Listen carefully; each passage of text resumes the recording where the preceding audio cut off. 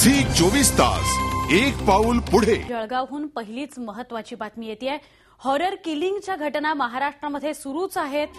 साताऱ्यापाठोपाठ आता जळगावमध्ये या घटनेत 19 वर्षीय युवतीचा बळी गेलेला आहे। दुसऱ्या जातीतल्या मुलावर प्रेम केलं म्हणून मनीषा धनगर हिची क्रूरपणे हत्या करण्यात आलेली आहे। तिचे वडील आणि काकानंच हा खून केलेला आहे। जळगाव जिल्ह्यातल्या पाथरीमध्ये हा खळबळजनक प्रकार घडलाय।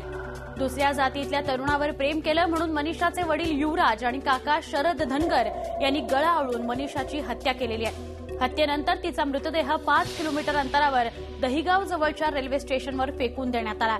पोलिसांना निनावी पत्राद्वारे याची माहिती मिळाली। त्यानंतर एमआयडीसी पोलिसांनी हा प्रकार उघड केला। हत्येवरून वडील युवराज धनगर आणि काका शरद यांना अटक करण्यात आलेली आहे। पण दिवसेंदिवस हॉरर किलिंगचा जो प्रकार आहे तो वाढताना दिसतोय। सांगलीनंतर आता जळगावमध्ये अशी घटना घडलेली आहे। सांगलीमध्ये सुद्धा एका उच्च शिक्षित मुलीने एका दुसऱ्या जातीतल्या मुलावर प्रेम केलं म्हणून तिला तिच्याच घरच्यांनी मारलेलं होतं, मारून टाकलेलं होतं, तिच्या वडिलांनी मारलेलं होतं तिला। आणि आता जळगावमध्ये सुद्धा असाच प्रकार घडलेला आहे। 19 वर्षाची मुलगी आहे, दुसऱ्या जातीतल्या मुलावर प्रेम केलं म्हणून तिच्याच वडिलांनी आणि काकांनी तिचा खून केलेला आहे। आपण अधिक माहिती घेऊया आमचे प्रतिनिधी विकास भदाणे यांच्याकडून। विकास, खूप धक्कादायक बातमी आहे। 19 वर्षाच्या आपल्याच मुलीचा, आपल्याच पुतणीचा खून करण्यात आलेला आहे। सुवर्णा, बरोबर आहे। पुरोगामी महाराष्ट्राला काळीमा फासणारी घटना आहे। जसं साताऱ्यामध्ये मागे घटना घडली होती, उत्तर भारतामध्ये अशा अनेक प्रकारे हॉरर किलिंग अशा घटना घडलेल्या आहेत। अशीच घटना जळगाव जिल्ह्यातल्या पाथरी गावामध्ये घडलेली आहे। साधारणतः ही 12 मार्चची घटना आहे। मनीषा धनगरीच्या गावातल्याच एका तरुणाशी तिचे प्रेमसंबंध जोडलेले होते आणि अनेक दिवसांपासून त्यांचे प्रेमसंबंध सुरू होते आणि या संदर्भात संबंधित मुलाला आणि मनीषा धनगरला च्या कुटुंबियांनी समज दिलेली होती। अशी माहिती कळते की त्यांनी मारहाणही केलेली होती। मात्र असंही सगळा प्रकार करून उपयोग काही झालेला नसल्यामुळे त्यांनी मुलीचे जे वडील आहेत आणि काका आणि त्या मुलीची आजी या तिघांनी 12 मार्चची घटना आहे। 12 मार्चला यांनी संगनमत करून मुलगी रात्री झोपेत असताना त्या वडिलांनी तिचा गळा आवळला आणि भाऊ आणि वडील यांनी मोटरसायकलवरील या मुलीला साधारणतः 5 किलोमीटर दहिगाव म्हणून एक गाव आहे पाचोरा तालुक्यातलं, त्या ठिकाणी सेंट्रल रेल्वेचा एक ट्रॅक आहे, रेल्वे रूळ आहे, त्या ठिकाणी तिथं मृतदेह फेकून दिला ट्रॅकवरती, जेणेकरून पुरावा नष्ट करण्याचा प्रयत्न या ठिकाणी करण्यात आलेला आहे। आणि या दोघांनी अशा पद्धतीने त्या मुलीचा खून केलेला होता। आणि घटना साधारणतः पोलिसांना एमआयडीसी जे पोलीस स्टेशन आहे जळगावमधलं त्यांना टेलिफोनवरून माहिती मिळाली पोलिसांना निनावी आणि त्या संदर्भात पोलिसांनी चौकशीला सुरुवात केली। चौकशीला सुरुवात केल्यानंतर मुलीच्या काकांना आणि मुलीच्या वडिलांना पोलिसांनी ताब्यात घेतलं।